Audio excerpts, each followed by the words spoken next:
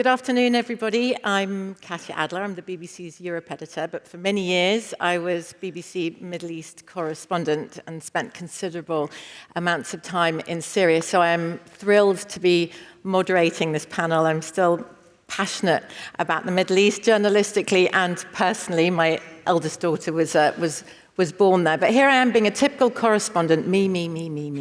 And it's not about me, it's about these three brilliant Reuters journalists who spent a year breaking stories on Syria after the fall of Assad.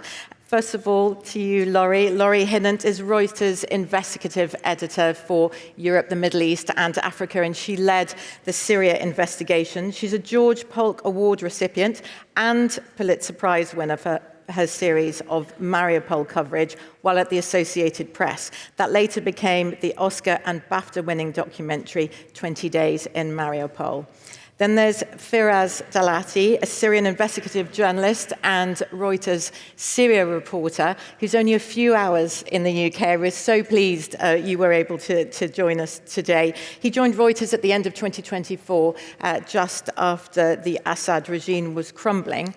And Timour Azhari is Reuters' chief correspondent in Saudi Arabia, and you know the Middle East inside and out. You've reported for the last 10 years from all over the region, and you're one of the first Reuters journalists to hit the ground after the fall of Assad. So wonderful that you're able to join us today. Just to start with you, Feras, if we can go back in time to the 8th of December, 2024, opposition forces put an end to the tyranny of the Assad regime. And if we fast forward now, because you are inside Syria, how is the new government doing? Is it very much a face of one public face abroad and another face at home? How would you judge it? Well, to an extent, because if we see the current government under President Ahmed Shara after a year and a half, we're seeing that it is extremely successful on the international stage. We're seeing Shara tailoring relationship with countries that are at odds, like Saudi Arabia and Emirates, like Russia and the US and many others, where he is really handling the balanced relationship, the balanced approach of zero problems very, very well. But the real challenge now is on the domestic side, because Syria is still almost a year and a half after the fall of Assad. We're still facing three major issues. First one is the social fabric of the Syrian people is still fractured and heavily divided into religious and ethnic groups. And we're not seeing any serious takeoff for the course of transitional justice, because we've seen 6 decades of atrocities of all kinds by the Assad regime, the father and the son, and we're not seeing real transitional justice taking course. And the third thing is the economy. The economy is still struggling, and people still having really hard time meeting their daily needs, even though most or all major sanctions have lifted. The economy still is not looking great. So these are kind of irony between the international handling and the domestic handling of the current administration. Well, Feras, we'll come back to the Syria of today and Ahmed al-Shara in a few moments. But first of all, Timour, if we do go back to those really hopeful moments just after the fall of Assad, you were there in Syria within hours. Yeah. Can you take us there with you and describe what you were seeing? Well, we covered the fall from Beirut. I was in Beirut. So the last night, everything was moving so quickly. Basically, Assad falls, 5, 6 in the morning. I remember the Reuters snaps hitting the wire, and I think we actually won that story. And basically, you get a few hours sleep, get into a car, and drive to the border. And it's a couple hours to the border between Lebanon and Syria. There were already celebrations there, people trying to get in. And we got our passports stamped at the Lebanese border, and then you kind of just drive over, and there are people tearing down pictures of Assad. There's no border guards in Syria. There's kids with guns. There's a duty-free being sort of raided. And then we drive into the city, and on the road into the city, you see vehicles abandoned in the streets. And then I just saw, piles and piles and piles of uniforms on the ground. almost like the people had evaporated. Yes, and you I were did so film. struck by it that you filmed it yourself. Yeah. I think we can have a look at a clip of that. Yeah. I think so too. Yeah, that's a main highway in Damascus, and all those small things are.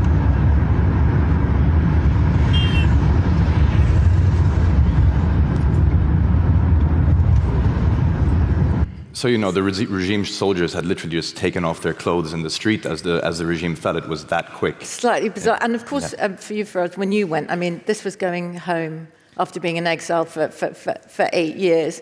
You were getting access suddenly to all these buildings that hardly anyone had access to, least of all investigative journalists, prisons, intelligence headquarters, Assad's palace. Tell us a bit about that. Yeah, I mean, you could basically walk in anywhere. It was this sweet spot where the old regime was melting away and the new guys were just coming in. I mean, we got to Damascus before the new president did, So you could walk into prisons and sort of see still, basically, people who had just gotten out. I mean, there were some people who did catch people who had just, managed to be freed.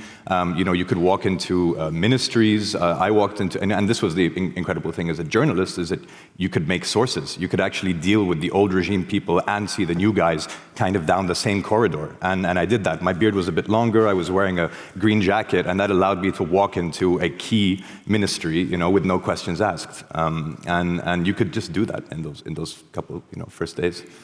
Yeah. But Laurie, from your vast experience during the Arab Spring and other wars, you knew how important it was for journalists like Feras and for Timour to act fast, right? To get hold of evidence, to get into these buildings before they were barred or evidence was destroyed.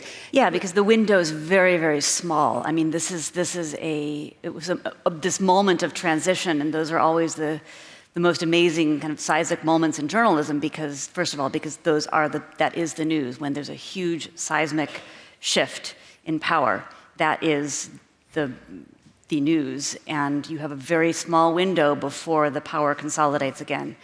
And during that window is when you can uncover both what happened in the past and also get a view of what's about to come. So tell us about your mass graves investigation. I mean, that was really hard-hitting. Reuters was the first to break it. How did you go about it? Well, the roots of it actually came in those days when we started photographing documents from these offices that were just in chaos, trying to figure out if we could uncover something that really no one knew what had happened to all of the people who disappeared under Assad. And no one even knew, even to this day, exactly how many people had been killed by Assad, had vanished. No one's quite sure because no one could see the paperwork. We started collecting photos of the papers, and the data team at Reuters categorized them, archived them. It was quite chaotic, given that people were using essentially iPhones. This was not a high-tech photography expedition. This was iPhones quickly done in dim light. And we started seeing one name, the name of a colonel, pop up over and over again when it came to the bodies of prisoners.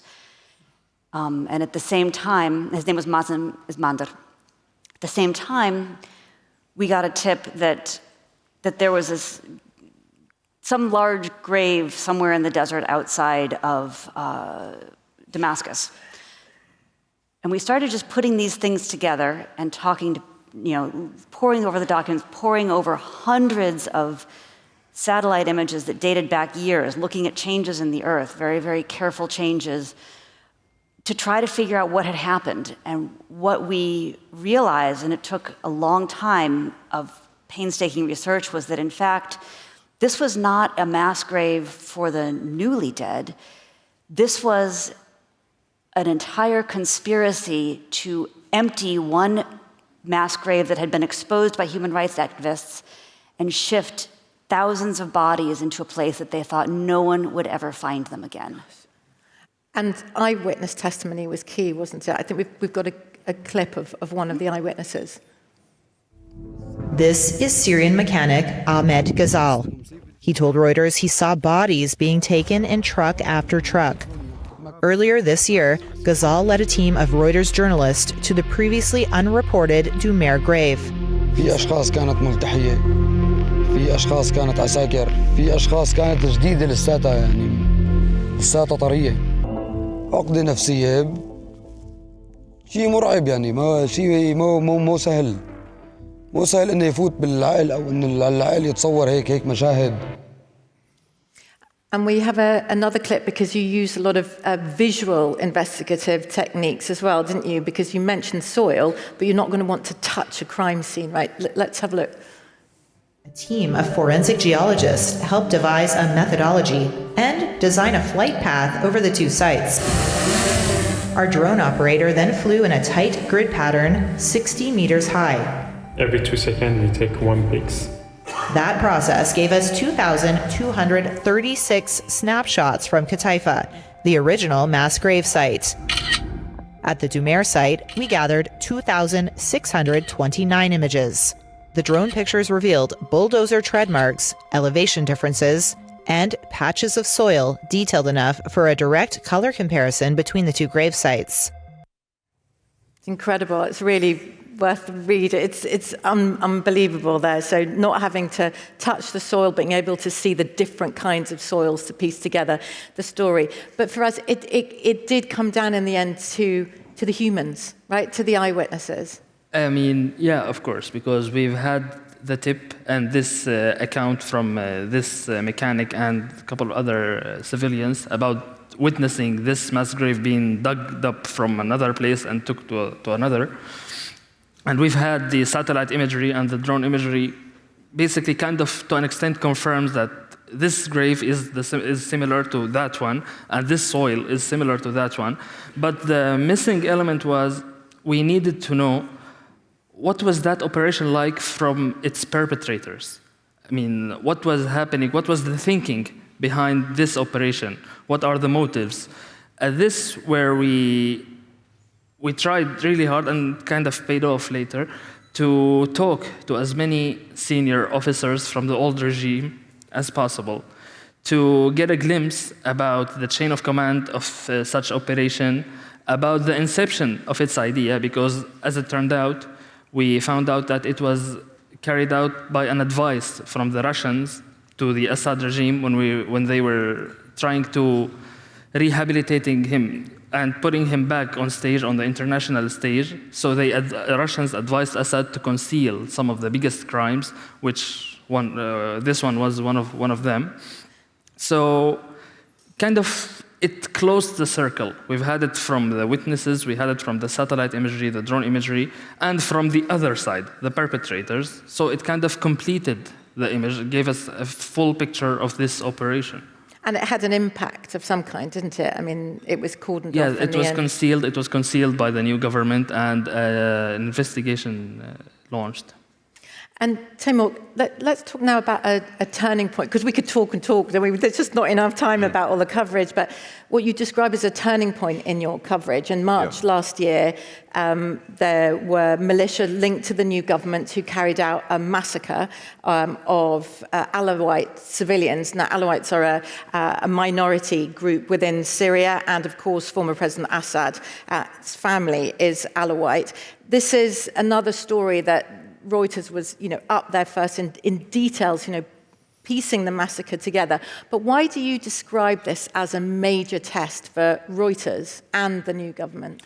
I mean, up until this point, the Syria story was basically positive, right? I mean, the story was that you have this former Al-Qaeda affiliate that has come to Damascus, that's opening up to the world. Everybody's also seeming to kind of embrace them. You hadn't had mass violence at the time, so it sort of seemed like a miracle. And then here the honeymoon ended. I mean, it was, incredibly violent, several days of violence, in the coastal region. And then brilliant colleagues, very soon after deployed. Feras was one of them. We have another colleague, Maggie, who was on the ground there. And I think what this did is, it took a few months to bring the story together, but I think it was published in July, and it really was, the first big critical investigation of how the new authorities, act and the systems they've set up or that they haven't set up.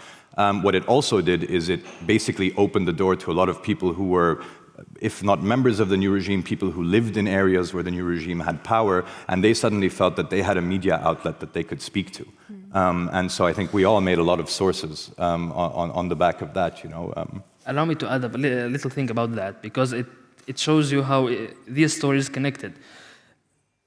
The massacre took place because the Assad family was Alawite and his top generals were Alawites. So, but after that story that we did about the massacre and the story that exposed the chain of command, etc., among the Alawite community, Reuters gained a sort of trust that no other media outlet had gained. So that basically literally said to me, that was one of the main aspects that allowed us to gain the trust of the former regime officials or former perpetrators of that sect to talk to us, even though they're talking about not very good-looking things. I'm sorry to rush you, but I want to get, you've taken such a detailed look at the past under Assad, but you're also looking at today, Ahmed al-Sharaa, how he's leading Syria into its new future that he promises. Now, the two of you take a really detailed look, didn't you? Can you tell us a bit of your methodology, how you used your contacts? Can I first tell everybody that these guys have worked so well together, they call each other the professional love of each other's lives. But I think that when it came to...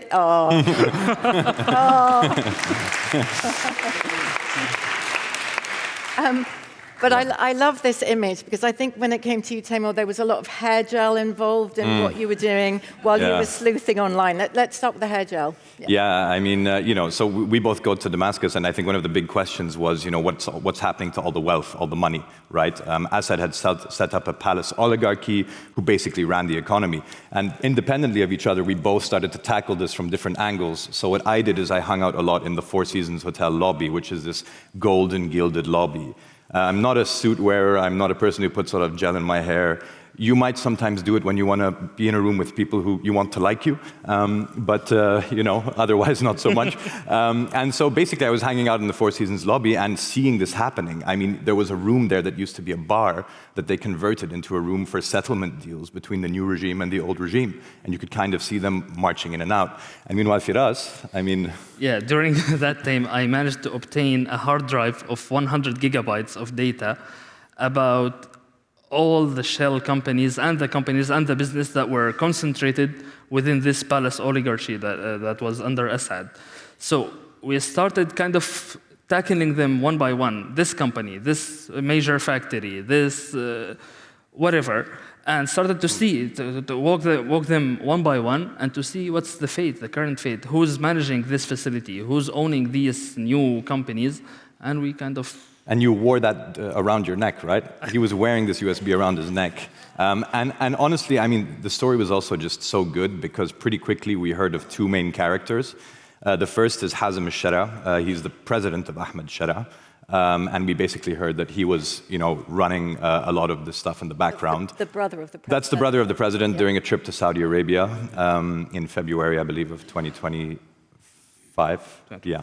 And then we heard, and this was the great one, we kept hearing about this bearded Lebanese Australian with a sort of Australian twang in his accent who was also managing this.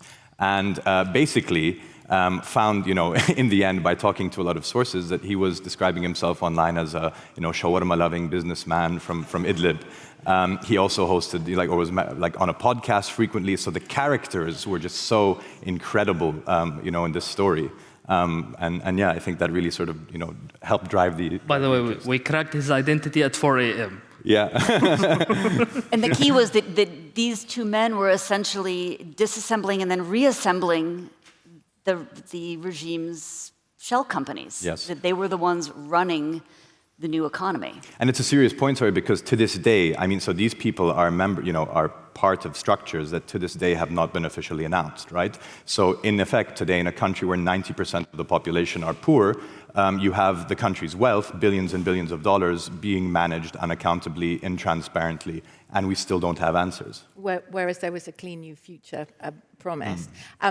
I just want to ask you something, but just before, Feras, I'd like to ask you, and I'm really sorry to say, if you keep it short, how hopeful do you feel about Syria now? Still hopeful. I mean, in my own point of view, the heavy lifting by ousting Assad is done. Still hopeful, but we have countless obstacles ahead, and I'm not sure if the current government is capable of handling them all. And Timour, it's safe to say that all of your year-long investigation into Syria didn't go unnoticed, did it, by the new government? I believe that you bumped into al-Shara's brother Yes. at a conference in Saudi. We had an animated conversation, for 20 minutes. Look, so certainly the Syrian leadership take note of the reporting. And you see reactions officially, but also in social media, people trying to figure out what religious sect we're part of, where we live has become kind of normal. But yes, in this incident, I did run into the president's brother, and one of the questions that he posed was, would you have done this under Assad? Like, we've let you into the country. Why are you doing this? And the answer was, well, because this is the new Syria. So obviously we wouldn't have been able to do it under Assad. But the circumstances have changed. Yeah, circumstances have definitely changed. Timour, Laurie, Feras, thank you very much indeed. Thank you. Thank you.